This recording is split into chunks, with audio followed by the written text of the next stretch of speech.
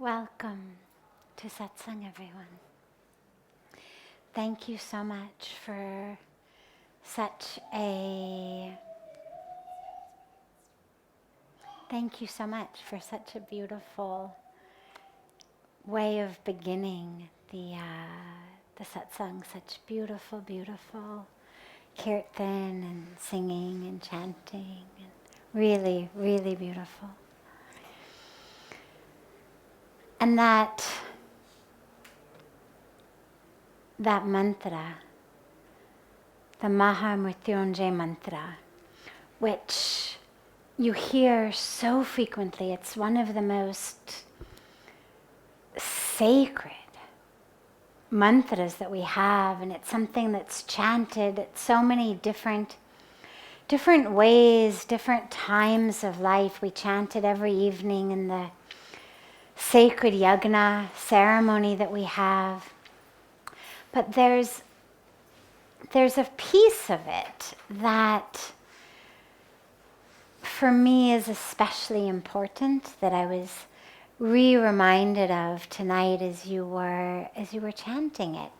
Because a lot of times when we're embarking on our spiritual path, it feels very much like it's this grit your teeth very hard, abstain from this, abstain from that it's this path of lots of sweat, perspiration, difficulty.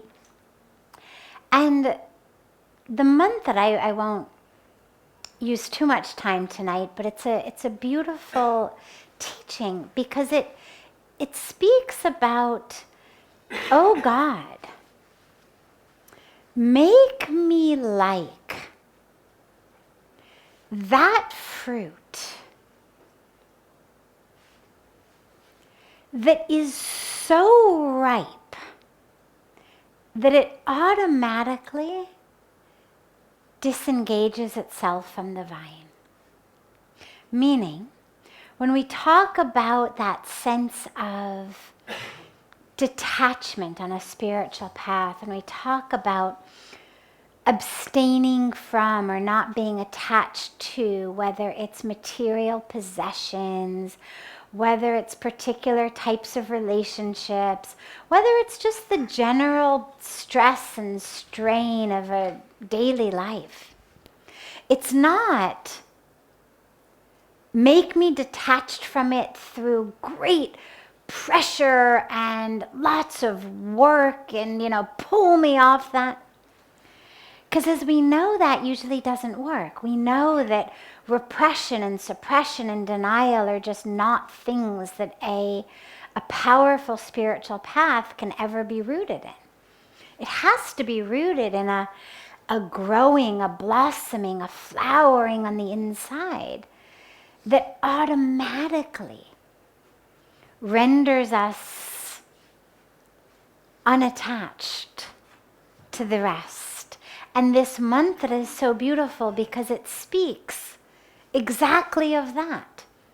Most things that you have to pull off a vine, from flowers to fruit to zucchini to pumpkins, whatever it is that grows on a vine, most things when we pull them off, they have to be really, then you get the pumpkin off the vine, then you get your zucchini off the vine.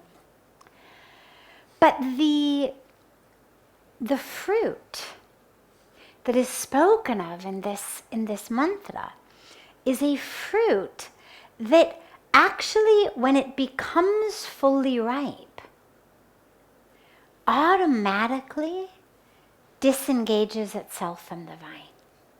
Automatically. No pulling necessary, no violence necessary, no sweat and strain necessary. Doesn't require someone to come in and just, it happens automatically. And it reminds us on our spiritual path, instead of working on separating yourself from the vine, work on making yourself ripe. Work on enabling yourself to be so ripe so ready on the inside that all of the rest, whether it's attachment to possessions, whether it's greed, whether it's sexual desire, whether it's anger, whether it's all of these things that we know we're not supposed to have on our spiritual path, that aren't supposed to be consuming us. But instead of doing battle with them, instead of trying to fight them off, work instead on getting yourself so ripe that automatically that vine, those chains, just automatically falls off. And it's such a beautiful reminder, because very frequently the mantra gets chanted when people are passing. They're going to pass into death, or if somebody is sick and we actually want to chant a mantra to keep them healthy. It's used in that way as well. It's used in that way that keeps us anchored in the self, in the soul. So whether it's going to inhabit a healthy body or whether it's going to leave the body, either way, it anchors us in the soul, in the spirit, in that third eye, when it begins by saying, oh, the God of three eyes, right? Why are we focused on the third eye? Because it's that eye, that way of seeing truth. That's what the third eye is. This chakra here, this energy center here where we put our tilak, where you all got the nice red tilak that somebody's put on everybody in the group. Why do we do it there? We do it because it reminds us, oh yeah, I don't only have these two eyes that I see physical world from, but I actually have this eye through which I see the truth. These eyes show us objects. I can see a physical object. I can see a piece of paper. I can see a pillow. I can see my clothes. I can see all of you sitting here. But this eye is what enables us to see truth from falsehood. Means it's the eye that enables me to see the divine. So instead of just seeing an object, I'm actually able to see the truth of that being, which is divinity. So instead of seeing you as beautiful young woman or as handsome man, I'm going to see divinity. These two eyes just see beautiful woman, handsome man. But this eye sees, divinity. Divinity, divinity, divinity, divinity, divinity. So the mantra brings us into connection with that truth of the divinity of who we are, of the divinity of the world, through which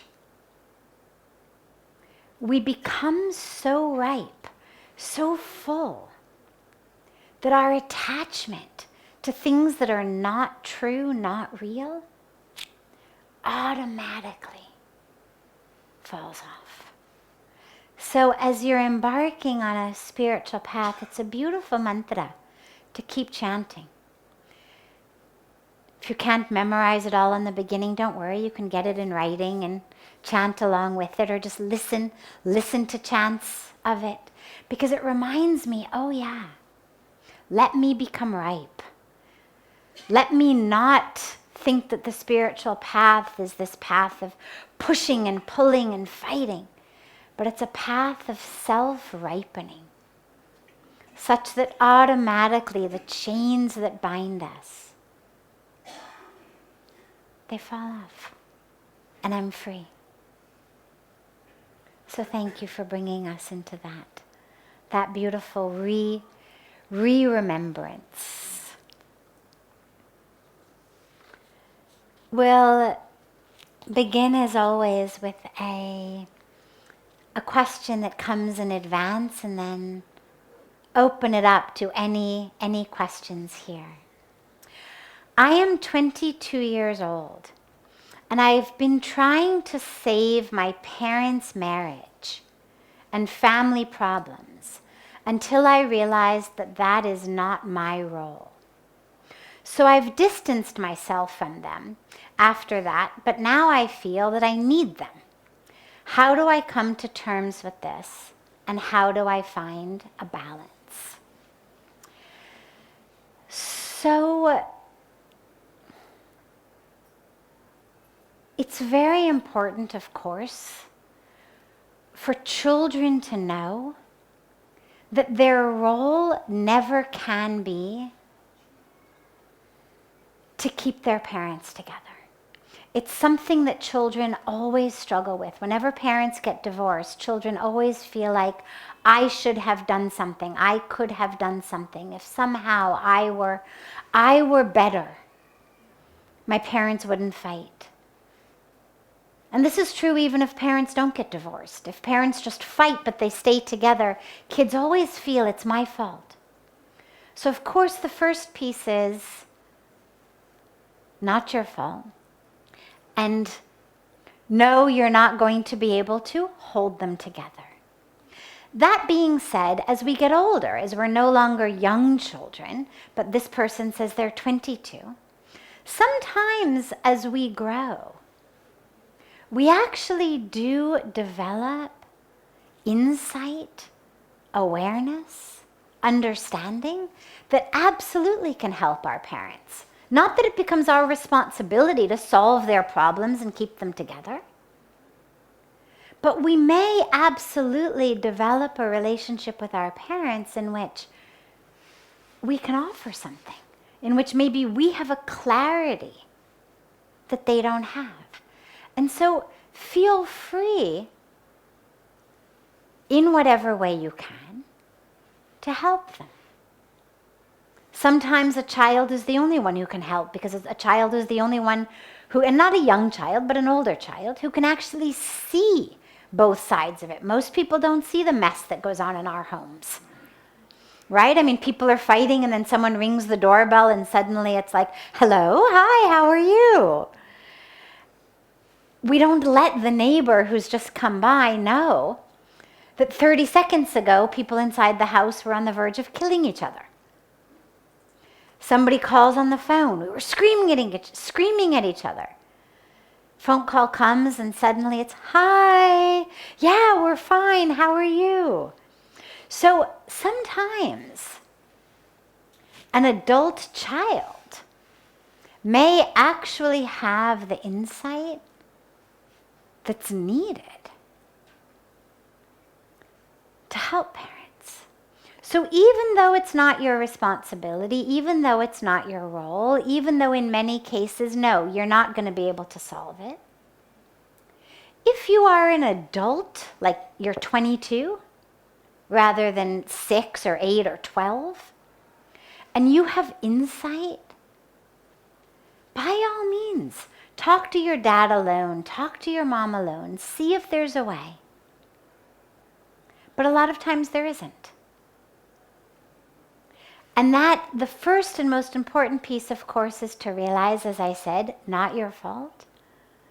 Nothing you could have done. Sometimes people just are not compatible, not meant to be together. Even if they're both wonderful people in their own ways. Sometimes people just are not meant to be together. But that doesn't mean that we as the child need to pull away from the relationship. So it's not a choice between save their marriage and don't have anything to do with them. You can absolutely maintain a relationship with them. They are your parents. But just have kind of a moratorium on, I don't want to talk about it. Once you've tried and you realize it's not going to work, you can absolutely, as an adult child, and you should, put your foot down and say, Mom, I don't want to hear any nonsense about Dad. Dad, I don't want to hear any nonsense about Mom. It'll actually be good for them. Because when we're fighting, we get so caught up that that's the only reality, that that's all we can talk about, it's all we can think about. And to actually have a child say, I don't want to hear it, create space for them to realize that there is a life other than just the fighting that they're having with their spouse. So by all means, keep the relationship, stay in touch with them, but don't allow yourself to get pulled into a drama that you're not able to help. And that's part of growing up, because whether it's your parents, whether it's your friends, as we grow up in life, we have to learn how to find a balance between solving other people's problems, getting wrapped up in other people's problems, but also maintaining healthy relationships of love with people. And so you've been given this opportunity at a young age to learn it with your parents, and it'll stand you in very good stead as you grow to have this same relationship with other people. I love you. I'm here for you. I can't solve this problem. And no, I don't want to hear you talk nonsense about my mother, my father, my other friend. Let's talk about something else. And that's the habits that we learn of how to have healthy relationships in life, how to have boundaries. Just because you're in a relationship with someone doesn't mean that you become their garbage disposal or their garbage bag, that whatever is going on inside them, you have to take it. You absolutely can say, this isn't healthy. And as I said, that will actually help them. Because to simply criticize someone and to be stuck in negativity isn't helpful for either of your parents either. So you can help them in that way, even if you can't help save the marriage. You can help them each stay peaceful and grounded in the midst of a very difficult situation.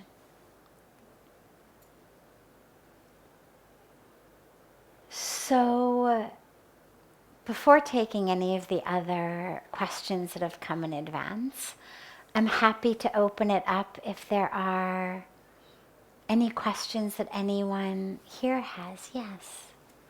I've been coming here the last 6-7 years doing yoga courses. Wonderful. I'm Yes. lucky now to do a Kriya yoga course, to discover more about the chakras. I Wonderful. think I read somewhere something about the chakras is where like karmic problems are stored, stuff like that. So I was wondering if you could tell a little bit more about the chakras and karma and how these exercises helps restore them to the higher spirituality. Sure. So the chakras that we have, and I already spoke about the Agya chakra, which is our third eye center, which is the energy center of the power of discrimination, the power to see truth from falsehood. But all of our chakras, these are the energy centers of the body. And he's asking, are they where our karma is stored? So, karma is that which comes with us. Some of it from lifetime to lifetime. We've got 3 different types of karma. The short term, medium term, long term. I won't go into all of that tonight because that's a whole lecture in and of itself, as is a lecture on the chakras. But what's important to realize is we are freed from blockages, whether they're energetic blockages that are being held in our energy centers, in our chakras, or blockages that are being held through our karma,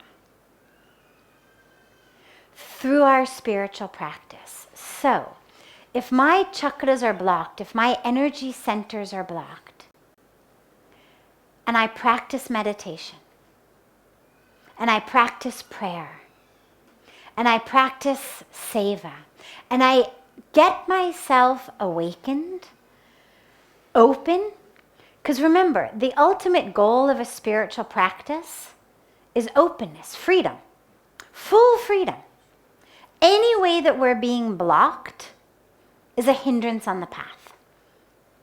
And so if I'm being blocked by ego, if I'm being blocked by anger, if I'm being blocked by greed, if I'm being blocked by lust, if I'm being blocked by repressed emotions, that's going to keep me stuck.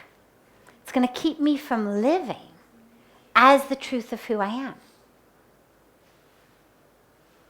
And this is where, as we work with the chakras, and we allow the release to happen, as we allow the opening to happen, it frees us to be, fully in the truth of who we are. Regardless of where I'm stuck along the way, it's holding me back. Whether it's holding me back from myself, it's holding me back from awakening, it's holding me back from knowledge, it's holding me back from experience, it's holding me back in all these ways. That constriction is what we work on as we open our energy body. So as we open the chakras, and as we awaken and awaken and awaken and awaken and get freer and freer and freer, we become more able then to take the steps to see with clarity how we are supposed to move in our lives. I always say we don't know what to do because we don't know who we are. And a lot of the reasons we don't know who we are is because our energy is stuck.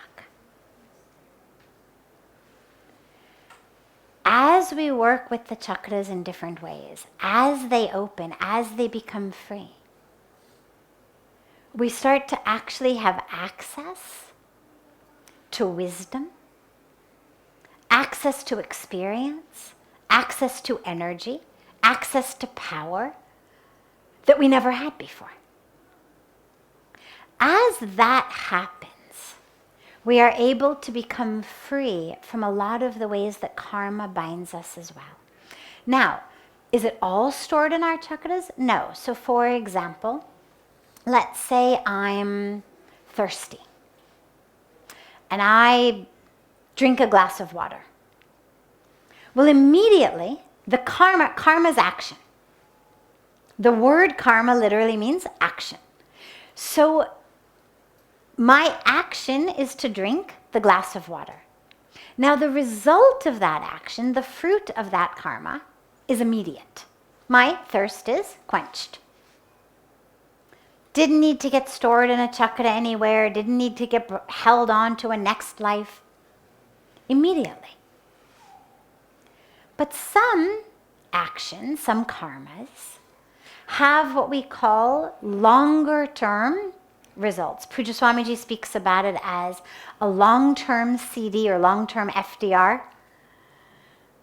Right? There's some FDRs, or in America we call them CDs. You put money in the bank. Some you get in 3 months. Matures in 3 months. Some it's going to mature in 3 years. Some it'll mature in 10 years. So some of our karmas, some of our actions give immediate results. Drank water, thirst quenched.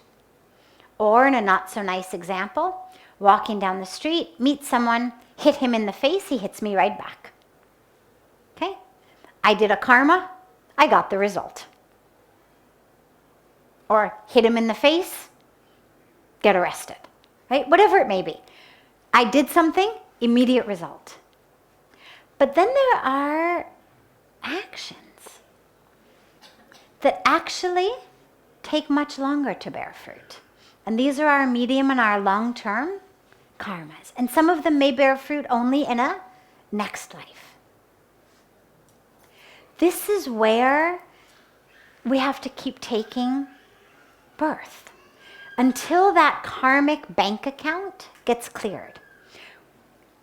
Good actions, positive actions, actions of truth, actions of openness, actions of oneness, actions of love, are going to bear results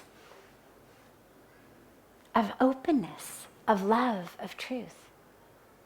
We speak about good and bad, but it's not, the universe doesn't have any preference, right?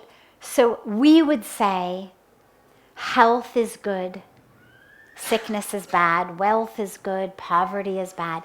So people who get wealth, who have good health, who have good success, say, oh, this must be, good karma.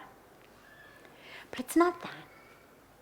The universe is giving you results of your actions, neither good nor bad, but simply results.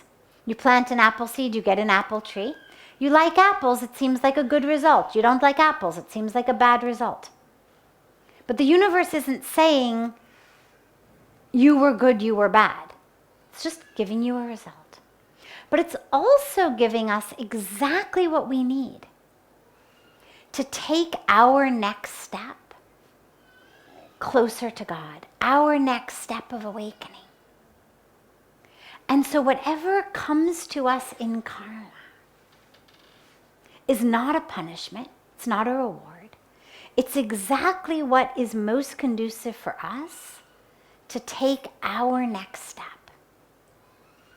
So as our chakras get opened, several things happen. First of all, we stop acting in ignorance.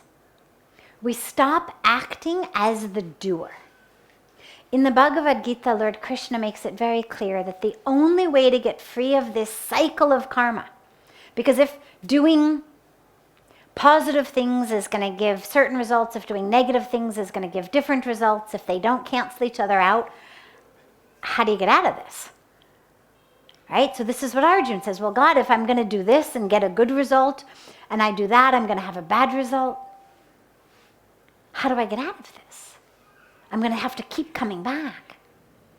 And this is where Lord Krishna explains so beautifully that the only way out of that cycle is to realize you're not the doer. You can't stop acting. And if every action is going to give me a karmic fruit, and I can't stop acting, it means I'm just going to keep acquiring fruits. I'm going to have to just keep coming back to eat them. Some will be sweet, some will be bitter. But what's the solution? And this is where Lord Krishna says, just surrender to me. Realize you're not the doer. Stop acting from a place of doership and start acting from a place of total surrender. Realize you are a tool, an instrument in God's hands. Act like that. Do your duty, fulfill your dharma, which is to be that instrument. But that is something that only when our chakras get open are we able to do, because otherwise I'm in the grips of fear, I'm in the grips of lust, I'm in the grips of repression, I'm in the grips of all of these stagnant emotions, tendencies, habits, repression, anger, all of this. I've got all of this repressed, stagnant energy. And so I act based on that rather than act from a place of freedom. And so the opening of the chakras frees us. You know, it's tragically ironic. A lot of times people will say, well, I don't want to surrender. Like, I want to be in charge. This surrender thing doesn't sound good, doesn't feel good. I don't want to surrender. I want my autonomy. And what's tragically ironic about it is until we surrender to the divine, we're actually slaves. We're slaves to our ignorance. We're slaves to our emotions. We're slaves to our habits. We're slaves to our subconscious programming. We're slaves to our fears. We're slaves to our desires. We're slaves to all of the identities that we've constructed. And it's actually only in surrendering to the divine that we're able to become free of that. Because as we surrender to the divine flow and it flows through us, it actually washes away. And that's the other way through. So one way in is I'm going to do meditation and yoga that's going to work on opening my chakras. I'll then become free and open. And I then can be connected to the divine and free from this cycle of karma. Another way in is to say, I'm going to just surrender completely. Everything I am, everything I do, everything I have, every minute, my mantra is just going to be surrender, surrender, surrender, surrender. As I surrender, I become a vessel for the divine flow. As I become a vessel for the divine flow and it flows through me, it automatically washes through places where I'm stuck. And it automatically opens me. That's what happened to me. I had never done any meditation, any type of sadhana. And I had this, as many of you know, this just divinely gifted experience of connection to God that brought about in me such a complete surrender that just said, whatever you say, just take me, use me, let me just be connected to you. Let me just be a vessel for you. That became literally my only prayer. And I ended up having so many experiences of having the chakras just literally blasted open, of having energy just flow through my body in the most extraordinary way. And I know it's not me. I've spoken to so many people who have had experiences like this just from complete surrender to God. So you can actually go in either way. Go in through surrender, you'll be used. That energy will flow through you. Then things will take care of themselves. Or go in through the actual work of the chakras. It'll clear you. You'll become a vessel. You'll become a channel. The flow will come through. Either way in. So either way works. It doesn't matter. What matters most is to say, okay, right here in this moment, this is the karmic package I have. This is what I've been given. This physical body, this set of circumstances in my life. How can I, using all the tools at my disposal, my awareness, my gyan, wisdom, my yearning for more gyan, that what we call jigyasya, that desire to know, which has brought you all here into satsang, that yearning to know, that yearning to dive into truth. I use that. I use my devotion, my love, use my practice, my meditation, my yoga, my seva. Use whatever I can to take this current situation I'm in, this current karmic package, and to use it to become free. to use it to accept fully and completely this amazing opportunity, this amazing invitation that the divine universe has given us to connect with it. I mean, it's literally like this divine universe, the divine is standing here going, yes, I'm here, come, come, come. Right? I mean, you know the games that we play with little kids who love us, right? We say, come here, and the kid is that's just learning to walk, wobbles, wobbles, wobbles over, and to give the big hug. Kids jump into parents' arms in swimming pools. Come, come, jump, it's okay, I'll catch you. I've got you. So literally, the divine is come. And we're over here. And we're suffering. And our eyes are closed. And we're all worried about all of these aspects of our suffering. And what all of this gives us,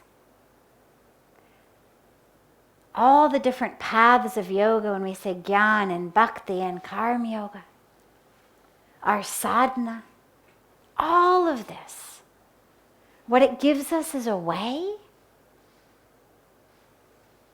to actually come into the arms of the divine.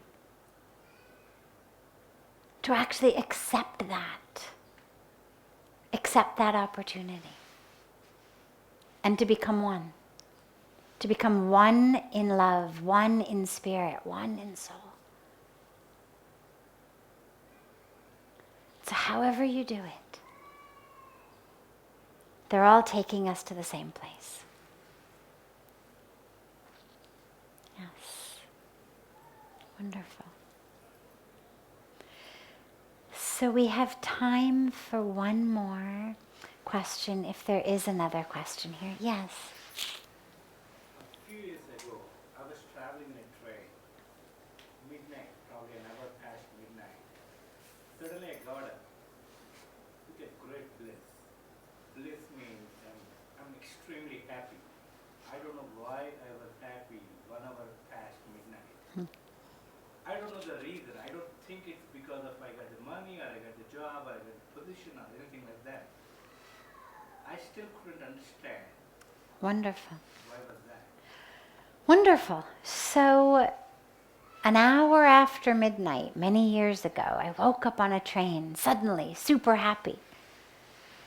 No money, no job. Not that you didn't have it, but it wasn't because of the money, not because of the job. Why did this happen? Well, herein lies another tragic irony. If you woke up an hour after midnight, super stressed, oh my God, what if the train is late? What if I miss this? Oh my God, where are my children now? Maybe my house is burning down. Here I am on the train. Did I forget to turn the gas off? What's happening? It wouldn't stick with you so long that years later you'd come in and ask about it in satsang. Because you'd think, well, to normal hai. Naturally, we're all stressed. To wake up in our sleep. I mean, raise your hand if you've ever woken up in the middle of the night worried about something. Right? 100% of us. So that's normal. To wake up in the middle of the night worried is normal. To wake up in the middle of the night full of bliss is something that puzzles me for years. This is the question. This is the tragic irony, is not, why did I wake up full of bliss? That's your nature. That's the truth of who you are, for whatever reason. In that moment, you were graced with an experience of who you are. The question is, why is it so infrequent? Why doesn't it happen all the time? Why are we so ready to accept waking up in the middle of the night stressed and upset, and being stressed and upset all day long?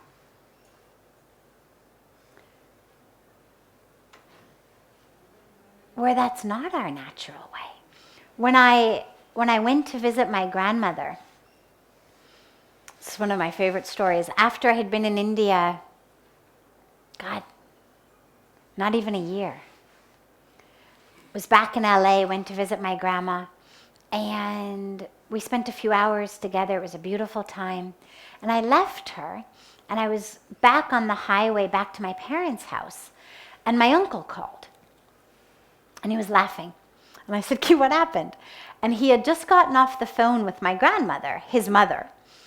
And the whole family, of course, was worried about me because I had just basically announced I was moving to India. And so he had spoken to my grandmother after my visit with her and had said, Key, how is she? They hadn't seen me since I had moved to India. And my grandmother had said to my uncle, well, she looks okay, but something is wrong. And naturally, my uncle was very worried. And he said, well, what do you mean? What's wrong? And my grandmother was silent for a little while, and then she said, I don't know. He said, she looked okay, but, and my uncle was like, but what?